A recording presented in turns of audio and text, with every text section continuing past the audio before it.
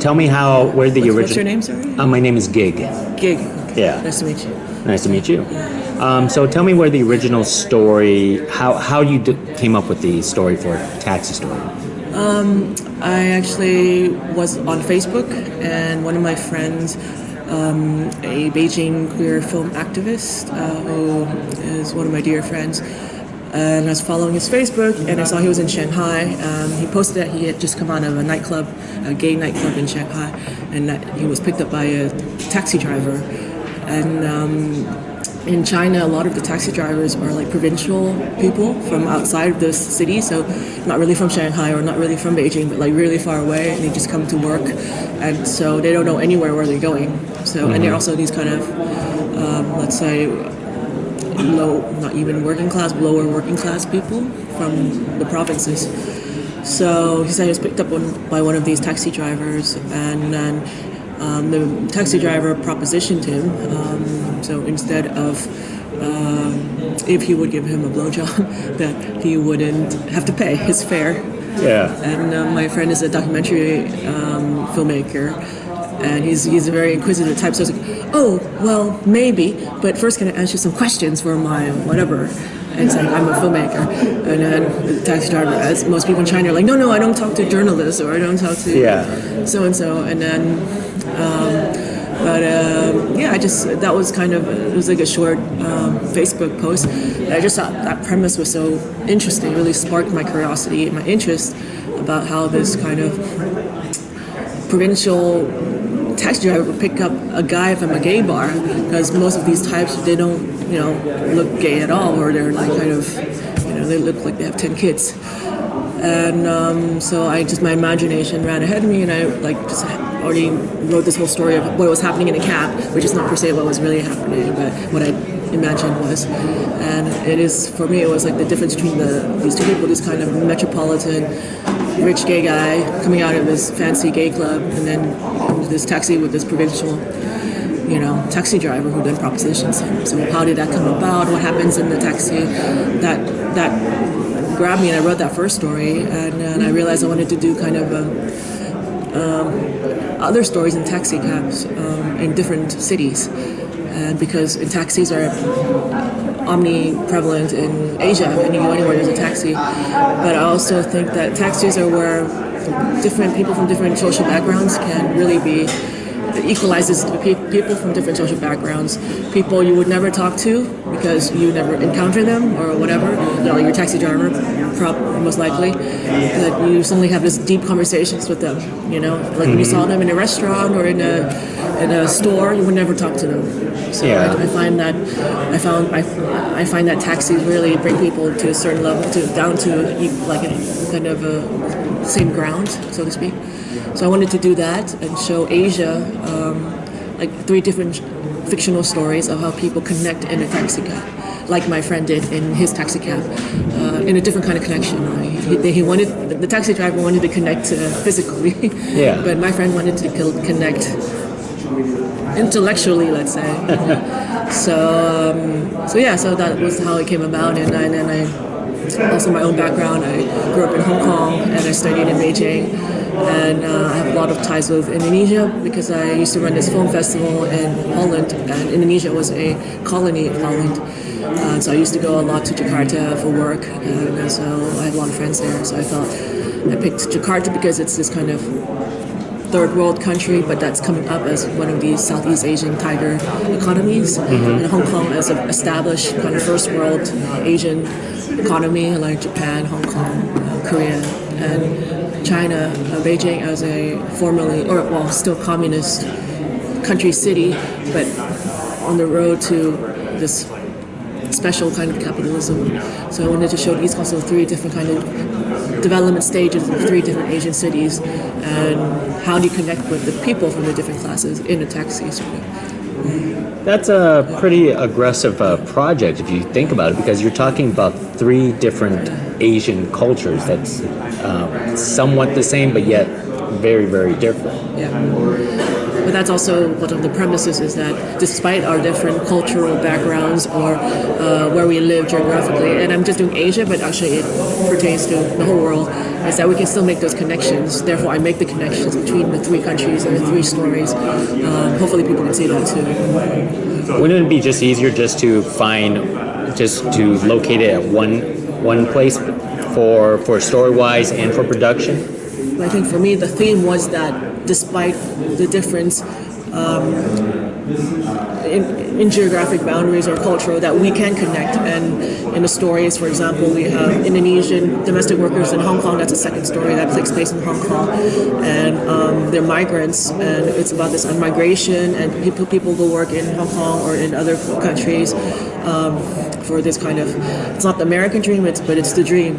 Any people want to, better their lives, and they will make sacrifices for their family, like leave their children for many years to go work in a richer country. That happens all over the world. Also, people come to the U.S. for that too. And in Asia they also do that, perhaps to a richer country, and there's a lot of intermingling and different stories that come about. People go work as domestic workers, but they may end up marrying someone from that country or have children in that country who then grow up as biracial, or not biracial, but what do you call it? Cultural? Bicultural, yeah. Yeah. So those are the kind of stories I'm always interested in, because I'm from that diasporic background myself. So the Shanghai story was first, and then what did you develop after that? I think I developed both the Hong Kong and Jakarta stories simultaneously, because I knew I had this Beijing story, and I've always wanted. I had the Hong Kong story for a while. There was a story about domestic workers that I wanted to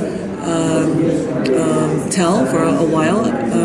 And it kind of played into the whole theme of this social class difference on all three stories. So I then wrote out, I think, the Hong Kong story and then the Jakarta story, which was inspired by a short story from a Thai-American author. Did you have to do a little bit of research into the social classes yourself, especially if you're not from that type of background? I lived in Beijing. I studied there when I was a student for a couple of years, and then I was living there for like 3 years, a few years ago. And I saw really the change from when I was a student to now. And when I was a student, it was still much more communistic. It was in the late 90s. And when I went back in 2011 to work, it's changed so much. And for myself, I think not necessarily for the better. I think some of the values of communism are actually good, and taking care of your community, of each other, and money is not the most important thing. I remember when I was a student, if you wanted to get a Chinese person to do something, sometimes no matter how much money you offer that person, they wouldn't do it if they didn't want to do it. Mm-hmm. But nowadays, it's how high, how much can you jump, or can you give, and there's no limit actually. And I find that very sad, actually. And that reminds me of actually where I grew up in Hong Kong. Hong Kong was like that too in 70s, 80s. And so it's a matter of development, and countries that get richer, they can afford to have the niceties of good manners or development. What about Jakarta? I mean, your character in Jakarta is a child teen. A child what? A child teen. Teen, yes. Yeah. I mean, how did you develop that type of character? I mean, why not just use an adult? Jakarta, I was there, and I worked with this NGO, Yayasan Interculture, and because we were doing this project in the slums in Jakarta to do these film and acting workshops. And through that organization, that's how I developed the story, is through my interaction with this NGO and with the children and the people of the slums we were working in. I've developed the story of this boy who is a bajai driver, tuk-tuk driver. A lot of kids have to go out to work and earn money because their family circumstances aren't enough to support them. So and it was really amazing to me, actually, that some of these kids, especially in these slums, us from the first world country go there and look, and they don't have running water, they don't have sanitation, there's no sewage system, so it's all open sewers, like there's just like a gutter and then just sewage going in, just flowing down, and or just in the backyard, we dig a hole and then it's there. And we would think, or the river, it all goes in the river. So they wash their clothes, their plates, and pee in the river, and play in the river, And I think there's some images of that. And these people the kids are so happier than maybe this is my own what I saw, than kids who have tons of things here in like America with all their video games and materialistic things. And I was just so like these kids don't realize that maybe their living conditions aren't very sanitary or but they don't care. They have what is important for them: family, friends, community. So that really spoke to me, and then I wrote the third story, Jakarta, based on my interactions and my experience there. Terrific. Yeah. How about you had to film nearly like 3 different movies, 3 different productions. Yeah. Was that fairly difficult, and how much time was dedicated at each city? So it was quite a while because I had envisioned, it was also a kind of a creative experiment for me to see how it would be to make 3 films one at a time, but have each one inform the other, the making of the other one. So I would make one first, edit it, see what I got. At the end I knew that somehow these were going to be interlinked together, but I didn't know how from the beginning. I had this kind of 3-story structure, linearly separate stories, connected by thematically. And so I wanted to see how it would be to shoot one, edit it, and then write the next one, and shoot it, edit it, and then next one like that. And then at the end, put the whole thing together.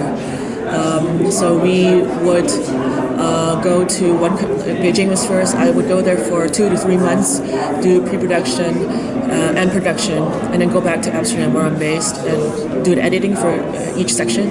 So I would go back, do the editing for like four months or something, and then prepare to go for the next country, and then stay there 2-3 months, pre-production and production, and then go back and edit, and then go back. So after 1 year and a half, I had all 3, and then we spent another 6 months to 8 months to edit the whole thing together. So so it was quite a interesting creative process for me, different than what I've been used to. I was going to say, you realize that your production process is much longer than most average movies out there. Well, maybe independent films. I mean, I think from the beginning of the idea, when I saw the Facebook post to completion, is maybe 3 years, which is pretty quick for a feature film. So, I know people who are doing it for 5, 6, 7, 8 years. Yeah. So what do you suppose was the greatest challenge to you for this production? It seems like there was a lot of challenges and difficulties. I think the challenges were indeed going to 3 different countries instead of just one country and having everything there. But that was also the joy of it, and the excitement of that you knew you were going to go to the next one and the next one. And that gave it a lot of energy as well, and us, the team. And the greatest challenges was financial. It was we didn't have a lot of money, so we had to make do with what we had, and so we couldn't get the best crew. Although I think they're the best, but they're like students or like kind of part-time freelancers, and also the actors would have to work for very little pay. Or for example, we got some big names in the older Chinese actress is a very famous actress, but she worked almost like for no pay for her standard because she liked the script. So we had to call in a lot of favors, but that is also very difficult because you have to adjust to people's schedule because it's a favor or they're not being paid a lot. So that was I think the most difficult part in the production and the post-production. Yeah. Terrific.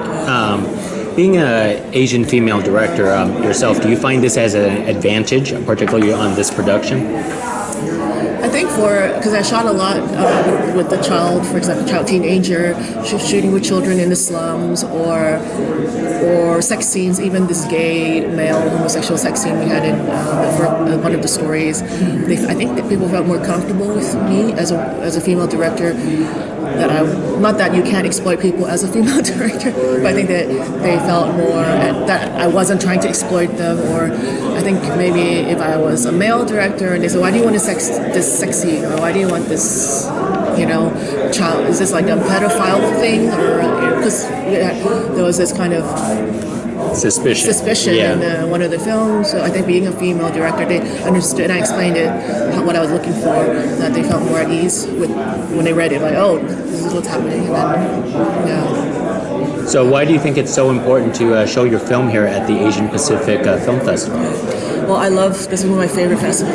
I went to school, I went to undergrad university here at UCLA and at AFI, so I lived here for 6 years. So I was educated here, and I had 20s, and then I just, actually, the opening film yesterday, Better Luck Tomorrow. Better Luck Tomorrow, yeah. Like, I was actually, Justin Lin was he was in grad school at UCLA when I was in undergrad, so I remember helping him put up posters in Melnitz, which is the film hall with the short films and things like that. So seeing that film brought me back to that time, like and my own youth here in Southern California, and then of course later I moved, and I haven't been back for a while.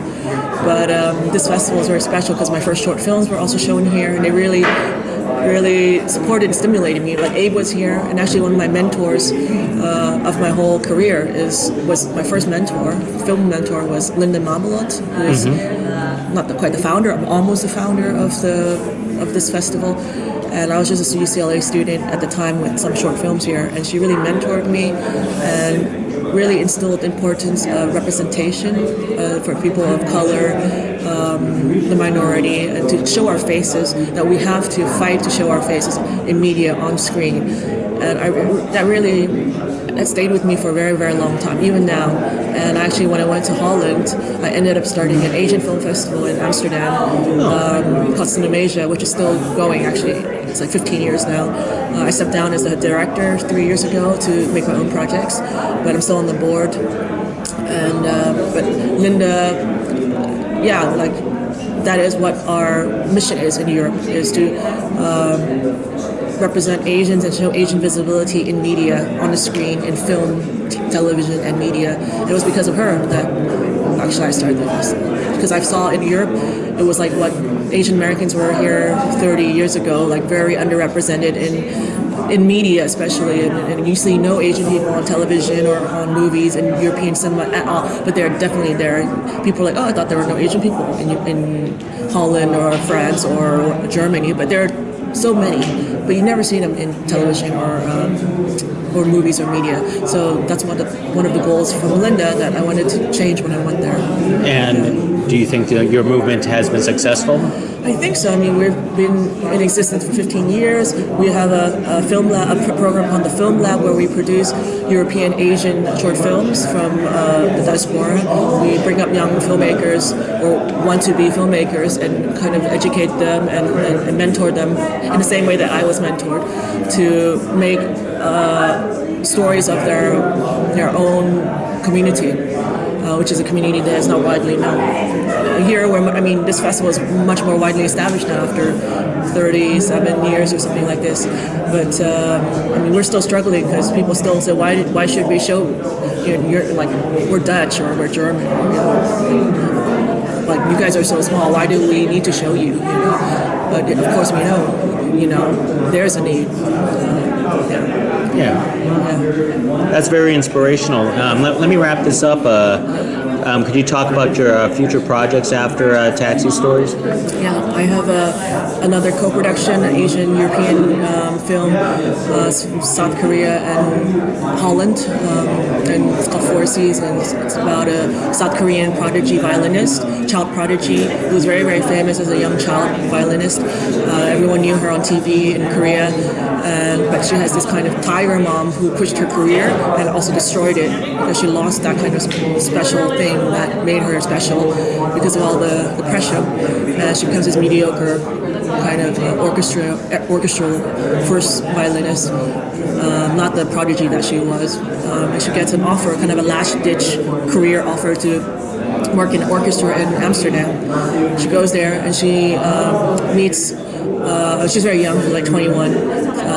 She goes there and she falls in love for the first time with a woman, with a much older cellist in her orchestra. And it's the first time she's been in love, and also a different country, a different culture. And it gives her kind of the strength to break with her mother from her past, and she also rediscovers her love for music at the same time.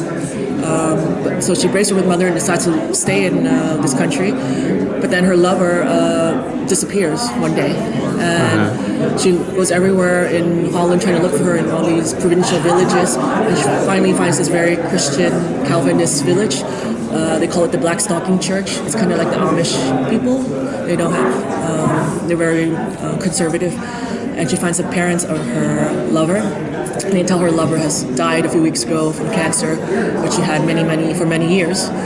But so the whole time she had this affair or relationship with her lover, she had an illness but never disclosed. So for her, it kind of shatters all her conceptions of what they had and what was real, if what they had was real or not real, and didn't matter. And she left everything for this person, and now this person is out there. So she ends up actually staying in this small Dutch village with the father of her lover, who actually in turn gets a second chance to have another daughter, because he actually shunned or kicked his daughter out of the house because of her gayness, because of his religious beliefs. But he has a second chance now with this young girl from afar, and she also gets she gets kind of a new father or a new family at the same time. Wow. I can't wait till that movie comes out. Me too. Yeah. Well, anyways, hey, I appreciate this conversation. I watched Taxi Stories. It's very, very, very good. Thank you very much. So, anyways, thank you for speaking with me. Thank you so much. Thank you. What was your name again? Gig. Gig. Yeah. Okay. Thank you. Thanks, Gig. And be sure to keep your browsers tuned to lrmonline.com for the latest news, bochinche, and analysis.